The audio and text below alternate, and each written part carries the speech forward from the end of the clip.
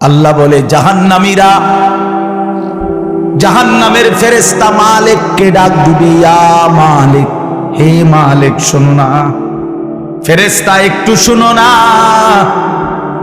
লিয়াকদি আলাইনা রাব্বুক, ফেরেশতাকে বলবে, ফেরেশতা তোমার রব তোমার আল্লাহকে একটু বলো না এমন কষ্টের আযাব না দিয়ে আমারে চিরতরে একবারে শেষ করে দিতে, আমি যে আর পারছি না। লিয়াকদি আলাইনা রাব্বুক, বলো না ফেরেশতা তোমার মাওলাকে বলো না, তোমার রবকে বলো না আমারে একদম শেষ করে দিতে, আমারে মৃত্যু দিয়ে দিতে, আমি যে আর পারছি না। কেমনে সইব এত গরম, কেমনে সইব এত আযাব? ফেরেশতা তখন বলবে, ক্বালা ইন্নাকুম মাকিসুন, ফেরেশতা বলবে, না নাফরমান পাপী, এই জাহান্নামী তোকে অপেক্ষা করতে হবে, মৃত্যু হবে না। আল্লাহ বলবেন, লাকাদ জিনাকুম বিল হক, আমি তো বান্দা সত্যের বাণী সঠিক বাণী বারবার তোমার কাছে নিয়ে এসেছিলাম।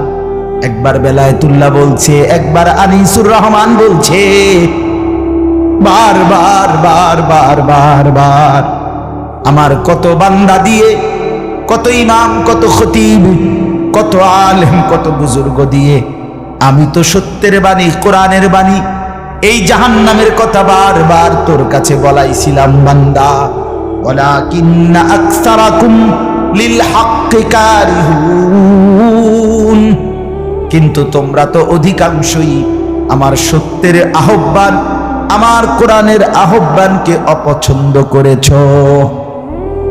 পাত্তা দিছ এত বাদ দিছ হুজুরাই তান কই বই মাতিস তাই আছে না এমন ব্যর্থ লোক কথা বলে না।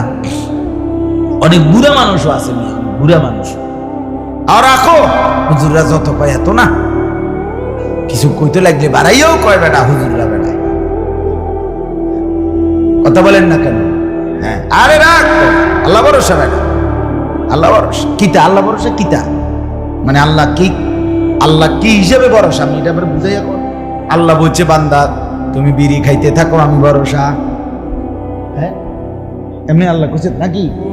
তুমি টেলিভিশনে নাচ গান প্রত্যেক দিন বিকালে নর্তকী দেখো আমি ভরসা, এটা নিয়ে আল্লাহ কইছে। তো আপনি কিতা কইলেন কি আল্লাহ ভরসা কিতা কি বুঝাইতে চাইলেন? হ্যাঁ আল্লাহ ভরসা মানে কি? মানে আপনি গুনার উপরে মৃত্যু পর্যন্ত টিকে থাকবেন আর আল্লাহ ভরসা, এটাই না? নবী সাল্লাল্লাহু আলাইহি সাল্লাম সুপারিশ করবেন মানে কি? নবীজি সুপারিশ করবেন এই কথার অর্থ কি?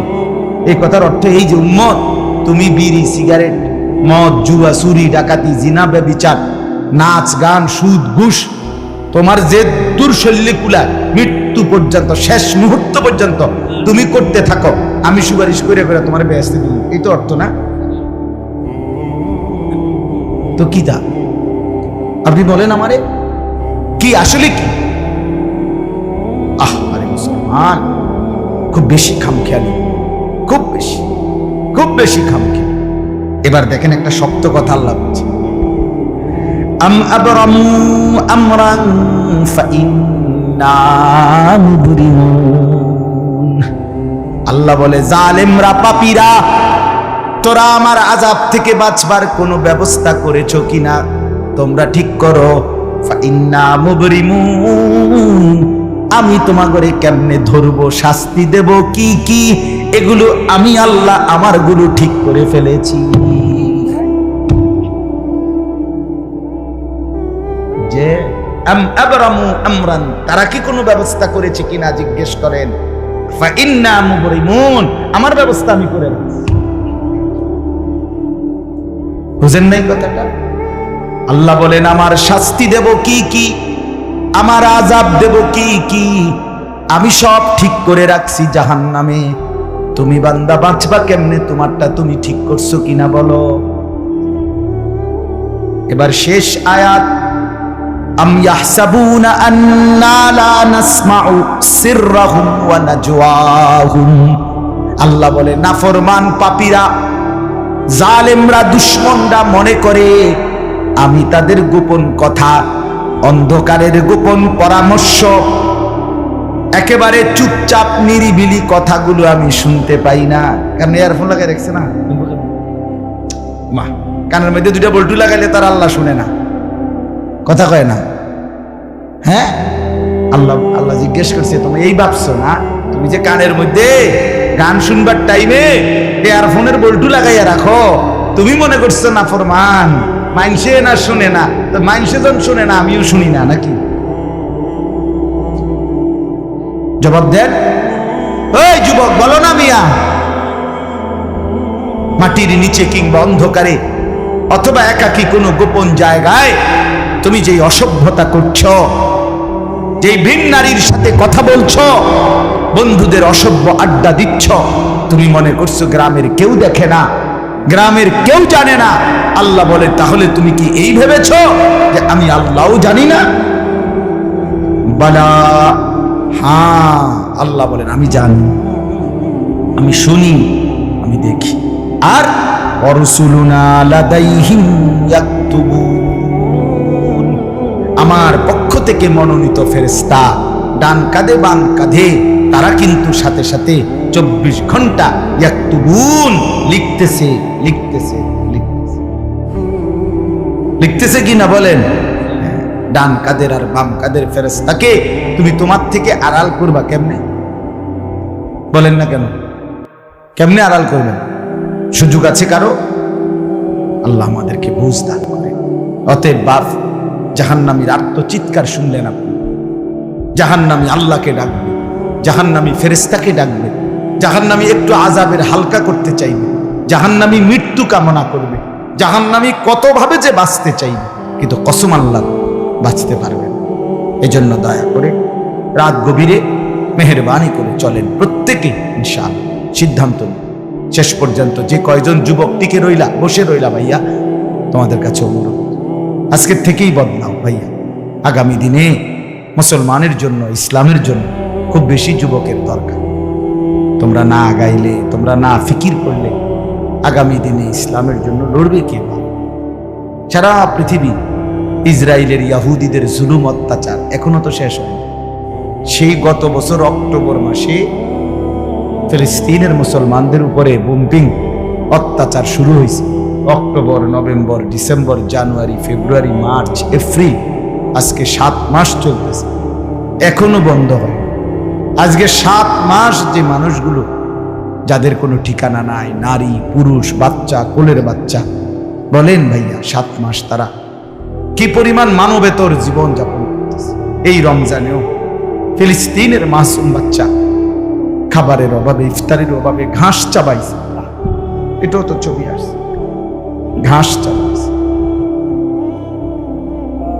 আমার বাচ্চাটা 2.5 বছর, একটা মেয়ে আমার সাথেই ঘুমায় রাত্রে, প্রায় সময় রাত্রে উঠা এই 2 ঘন্টা 2.5 ঘন্টা হঠাৎ উঠে খাবো, পানি খামো, পানি খামো। আমি সবসময় আমার বালিশের পাশে, খাটের পাশে পানি রাখি। তাহলে আমার এই ছোট্ট মাসুম বাচ্চা যখন পানি চায়, আমি তার পানি দিই। ফিলিস্তিনের এই ছোট বাচ্চা যদি তার মার কাছে পানি চায়, সে মা কোত্থেকে পানি দিবে? হ্যাঁ, আমার ছেলেটা 6 বছর 7 বছরের, ওরা দুইজন, এই ছোট মেয়েটা আর এই ছেলেটা সারাক্ষণ বাসায় এই একবার এটা খাই, ওইটা খাও, ওইটা খাও। আমার এই কত সময় ফোন দিয়ে, আবু এটা আইনি, ওইটা আইনি। ওই দিন রাতের বাজে 1টা-1:30, আবু মালটা আইনি। আমি 1 কেজি মালটার জন্য 3 বাজারে গেছি, রাতের বাজে গেছে 1:30-2টা, কোথাও দোকান খোলা নাই। আমি দেখলাম বাসায় আমার ছেলেটাও মেয়েটাও, এই ছোট, কসম আল্লাহ, আমি গেট খুলছি, দরজা আমার জন্য দৌড়ে দাঁড়ায় আছে, মালটা আনছি। আমি জড়ায় ধরে বললাম যে আব্বা কোথাও পাইনি, একটা দোকানও খোলা নাই। মানে আমি তো জানি সকালে আনতে পারবো, ঠিক না, শুধু রাতে আনতে পারি নাই, এটাই আমার কাছে এতটা কষ্ট লাগছে। তো যেই বাবা, যেই মা ওই মাসুম বাচ্চাদেরকে আজকে 7 মাস খাবার দিতে পারে না, ওই বাচ্চাটা, ওই বাবার কলিজার কি হালাত। এমন পরিণতি যদি আমাদের হয়, এমন পরিণতি যদি তোমার ছেলের বেলায় হয়, বলো যুবক, তোমার বিয়ের পরে থেকে যদি শুরু হয়, তোমার বাচ্চা হওয়ার পর থেকে যদি শুরু হয়, তখন কি হবে? এজন্য আল্লাহকে নারাজ না করো, আল্লাহকে নারাজ না করো। দয়া করে ফিরতে চাই, আমরা ফেরাইতে চাই, নিয়ত করি ইনশাআল্লাহ।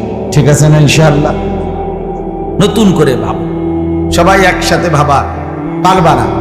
যে যুবকদের ফিকির আছে, বুঝ আছে, দিমাগ আছে, তুমি নামাজ পড়ো, ইনশাআল্লাহ ভালো হবে। তুমি মোবাইল প্রয়োজনে ব্যবহার করো, যার যেটুকু প্রয়োজন এটুকুই ধরো। শুধু শুধু নারীর ছবি, নাচ, গান, অস্থির দৃশ্য কোনো দরকার নাই।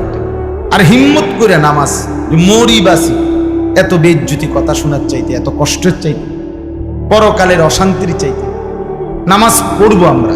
দেখবেন ছেলেরা, তোমরাও হিম্মত করে শুরু করলে 5 ওয়াক্ত নামাজ ওষুধের মতোই মনে করো না, বিষ ওষুধ, তিতা ওষুধের মতো। এই দেখবে একটা মাস যদি কেউ একটু জন্মা যে মরি বাসি নামাজ পড়মুই, কসম একসময় এটা মজাদার হয়ে যায়। সেজদা দিলে খুব মজা হয়। সেজদা দিলে বান্দা আল্লাহ পিঠে মাথায় আদর করে হাত বুলায় দেয়, খুব আদর করে। আল্লাহ পাক খুশি হয়, বান্দাকে কোলে তুলে নেয়, আদর করে। এই জন্য আমরা দয়া করে ইনশাআল্লাহ নামাজ পড়ি। পর্দার আড়ালের মা বোন যারা আছেন, মা, আপনি যদি বেপর্দা হন, আপনিও শেষ হইলেন, এলাকার ছেলেগুলোকেও নষ্ট করলেন। একজন বেপর্দা নারী শুধু নিজে গুনাহগার, সে অসংখ্য মানুষকে পাপে অংশগ্রহণ করায়। এই জন্য একজন বেপর্দা নারী সে সরাসরি জাহান্নামের ফেরিওয়ালা। সে কিসের ফেরিওয়ালা? জাহান্নামের ফেরিওয়ালা। সে জাহান্নামের ফেরিওয়ালা, আগুনের ফেরিওয়ালা। কারণ সে তো তার রূপ যৌবন দেখাইতেছে, ফেরিওয়ালার মতো পিছনে পিছনে ডাকতেছে অসংখ্য যুবককে, দেখো আমাকে, বরবাদ করো নিজেকে, বরবাদ করো নিজের চরিত্র, বরবাদ করো নিজের কবর, বরবাদ করো নিজের আখিরাত। তাহলে সে গুনাহের ফেরিওয়ালা, সে জাহান্নামের ফেরিওয়ালা, সে অসভ্যতার ফেরিওয়ালা। এজন্য একটি সমাজের মধ্যে সবচেয়ে নিকৃষ্ট বেপর্দা না, বেপর্দা না। আল্লাহ তাআলা আমাদের মা বোনদেরকেও হেফাজত করে। আজকের মাহফিল যে যুবকরা সাজাইছে, আল্লাহ তাআলা সমস্ত নওজোয়ানদেরকে কবুল করে। বাস্তবতা হইল আসলে 4-5 মাস, মেন শীত সিজন 4 মাস, 5 মাস। এখন 5 মাসে যদি 30 দিন করে হয়, তাহলে হইল 150 দিন। যদি প্রতিদিন 2টা করে মাহফিল দিতে হয়, দেওয়া যায়, তাহলে 300 মাহফিল মনে করেন। এখন মাহফিলের কাগজ আমার গাড়িতে এখনো আছে, মনে হয় কমপক্ষে 1,500-2 হাজার। এটি আমরা ফরে রয়েছে কাগজ, ব্যাগ ভরা এতটি কাগজ। আমি কি করতে পারি? কেমনে দাও, কিভাবে দাও? আচ্ছা, সারা বাংলাদেশ তো নবীনগরকেই বলে, ঠিক না? বাংলাদেশ মানে তো নবীনগর। আপনি বলেন, সারা দেশ থেকে এই মাহফিল নিয়ে কাবজাব, কত মানুষের আবেদন, অনুরোধ, কাকুতি মিনতি। এরপরও আমাদের এই মুফতি বেলায়েতুল্লাহ সাহেব এবং আমাদের এই নবীনগর এসআর মসজিদের ইমাম মকবুল ভাই, মৌলানা মকবুল সাহেব, এরা সবচেয়ে বেশি মাহফিলে কম না। আলহামদুলিল্লাহ, আমি চেষ্টা করছি, ওনাদেরকে অনেকগুলো মাহফিল দিচ্ছি, আরো দেওয়ার ফিকির আছে, কিন্তু আসলে সময় একদমই অল্প। মূলত খুব বেশি ডেট নাই, গুলাম যায়, এই জন্য এই সময় দিতে হচ্ছে। ওই ভাই ইমাম সাহেব অনেক অনুরোধ করছে, আমারও মনে আছে, ওখানে বারবার বেশি অনুরোধ করছে। এই জন্য যাক, আল্লাহর দয়া আশা হয়েছে। আমিও আপনাদের জন্য দোয়া করি, আপনারাও আমার জন্য দোয়া করবেন। আল্লাহ তাআলা আমাদের সবাইকে মিলে মিশে দ্বীনের কাজে অংশগ্রহণ করার তৌফিক দান করেন। আমিন।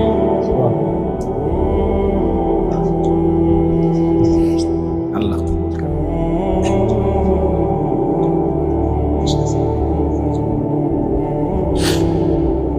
অনেক কষ্ট করে প্রবাসী যে বিদেশি ছেলেরা, আমি নিজ চোখে দেখি। এইবারও আমি উমরায় গেছি, যে রমজানে, এই রমজানে আমি প্রবাসী ভাইদের রুমে রুমে গেছি, বয়ান করছি। 12 জন, 14 জন, 16 জন, 20 জনের রুম, হালাকা। এবার বেলায় যে হালাকা কাকিয়া, ওখানে গিয়ে বয়ান করছে। এবার এই আমগো প্রবাসী বাংলাদেশি ভাই, আর এই অনেক কষ্ট করে, 12 ঘন্টা 14 ঘন্টা ডিউটি করে। হ্যাঁ, এরপরে আপনার এই ছোট্ট একটা রুমের মধ্যে 14 জন 16 জন একসাথে ঘুমায়, নিজেরা রান্না করে খায়, নিজেরা। ঠিক আছে, কথা হবে ইনশাআল্লাহ। হ্যাঁ, এই জন্য এরা অনেক কষ্ট করে। এই কসবার এক ছেলে, আমি এক মাস এবার আমার এইবার রমজানে জড়ায় ধরা আমার কানছে অনেক, বিদেশ মক্কায়। ছেলেটা আমারে বলতেছে, হুজুর আমি 8 বছরে আজকে বিদেশ করি, এই 8 বছরে কোনোদিন এই বিদেশে একজন ভালো ডাক্তার কোনো শরীরে কোনো রোগ সুখের জন্য দেখাইনি। কয়েকজন ডাক্তার যদি দেখাই তাহলে হেরার যে ওষুধ টষুধ দিবে আমার 15-20 হাজার টাকা চলে যাবে খরচ। তাইলে আমি বাড়ির টাকাটা পাঠাবো কেন? এই জন্য ব্যথা বেদনার একটা ট্যাবলেট খাইয়া পইরা থাকি হুজুর, আর এই কলজার মধ্যে জমাইয়া টাকাগুলো সব বাড়ি পাঠাই। ছেলেটা আমারে খুব কাঁদছে, আমার ওরাটার কথা মনে, সে আমারে বলছে হুজুর আমি আজকে 8 বছরের কসম আল্লাহ এই মক্কায় বলতেছি, সুখ নিজের আনন্দ বলতে কি জিনিস আমি আজকে 8 বছরে কোনোদিন দেখিনি। সবটা দিয়ে দিছি পরিবারের জন্য, মানে বাড়িতে শুধু কোন রকম মানবেতর, কোন রকম মানে কোন রকম জিন্দিগিটা কাটাই, বিদেশে পড়ে আসি আমি। কিন্তু এরপরে বাবা এতটা কষ্টের টাকা পাঠাবার পরে যেই স্ত্রী, যেই বিবি বাজারে বাজারে ঘুরে বেপর্দা করে মোবাইলে সারা দিন রাত পড়ে থাকে, স্বামীর পবিত্র আমানত, নিজের ইজ্জত, নিজের সতীত্ব নষ্ট করে, পরকিয়া, ভিন কোনো পুরুষের সাথে অবৈধ কোনো সম্পর্ক করে, তার মতো অসভ্য নির্লজ্জা বেহায়া অসভ্য নারী আল্লাহর জমিন আর কেউ হইতে পারে। তোর জন্য বেটি, তোর ছেলেটার জন্য, বাচ্চাগুলোর জন্য এই ছেলেটা, এই পুরুষটা আজকে 6টা বছর 8টা বছর 12টা বছর বেটা বিদেশের জমিনে পড়ে আছে, আর বিনিময়ে তুই নিজের জিন্দেগি নষ্ট করে দিলা, স্বামীর পবিত্র আমানত নষ্ট করে দিলা তুমি। এই জন্য দয়া করে আমার কথাটা যদি একটু শক্ত হয় মাফ করে দিয়ে আমার, কিন্তু প্রবাসীর বিবিদেরকেও বলি, বোন দয়া করে নিজের ইজ্জত আব্রু সতীত্ব, নিজের চরিত্রের হেফাজত কষ্ট করে হলো, আপনার জন্য স্বামী বেচারা কষ্ট করে, আপনিও তার জন্য কষ্ট করেন, মিলেমিশে সবর করিলে, চরিত্রের হেফাজত করিলে একদিন দুইজনই জান্নাতি হবে। ছেলেরা যারা তোমাদের বাপ বিদেশ, তোমরাও ভাইয়া একটাবার দেখে আইসো কি কষ্ট করে। এই জন্য দয়া করে কষ্টের এই রক্ত পানি করা টাকা শুধু শুধু মোবাইল টিপ্পা, উলঙ্গ ছবি দেখা, নর্তকীর নাচ গান দেখে ভাইয়া নষ্ট করো না। এত বড় জুলুম বাপের উপরে কইরো না, আল্লাহ সইবে না। এত বড় জুলুম কইরো না, একদিন তুমি কষ্ট পাই, একদিন তোমার উপরে এই মুসিবত আসবে। আল্লাহ আমাদের ছেলেদেরকে হেফাজত করে। মসজিদের কাজ আমি নিজেও দেখছি, আলহামদুলিল্লাহ মসজিদের কাজ চলতেছে। দয়া করে সবাই মিলে মসজিদের দিল খুলে দান করবেন। মনে রাখবেন হাদিসের মধ্যে আছে, আল্লাহ নবী সাল্লাল্লাহু আলাইহি সাল্লাম বলছেন, ইসরাফিল যখন ফু দিবে কিয়ামতের দিন সব কিছু ধ্বংস হবে, হবে কি না? কথা বলেন না। ইল্লাল মাসাজিদ, নবীজি বলছে মসজিদ ব্যতীত। ইসরাফিল ফু দিলে আসমান জমিন চন্দ্র সূর্য ঘর বাড়ি দালান বিল্ডিং পাহাড় নদী সব চুরমার হয়ে যাবে, মসজিদ ভাঙবে না। বোতলে মসজিদ কি হবে? এক মসজিদ আর এক মসজিদের সাথে লাগবে, মিশবে আর কি, মিশা সব মসজিদ কাবা ঘরের সাথে মিলবে, একসাথে আল্লাহর ঘর কাবা সহ একসাথে সবগুলো জান্নাতে চলে যাবে। এরপরে এই জন্য মসজিদের দান যে করলেন, আপনি মসজিদে টাকা পয়সা দান করলেন, যে এই মসজিদ আপনি বেশ দিকে দেখবেন, আর এই যে আমরা কেন বুঝেন নাই? এই জন্য মসজিদের দান শেষ হয় না, মসজিদের দান কি হয় না, শেষ হবে না। আপনি দিয়ে যাবেন, এ আগে দিছেন আবার দিবেন, সামনেও দিবেন, ঠিক আছে ইনশাআল্লাহ। সবাই সহযোগিতা করেন, ভবিষ্যতেও ছেলেরা তোমরা নিজেদের এই মাহফিল আন্তরিকতার সাথে মিলেমিশে চালু রাখো, চেষ্টা করবা। আমরাও যদি কখনো আবার সুযোগ পাই আসার চেষ্টা করব। আরো ওলামায়ে কেরাম বেলায়েত ভাইয়ের সাথে কথা বললে ফিকির করে দেবে, ইনশাআল্লাহ চেষ্টা করে দেবে। আল্লাহ তাআলা সবাইকে কবুল করুন। আলহামদুলিল্লাহ।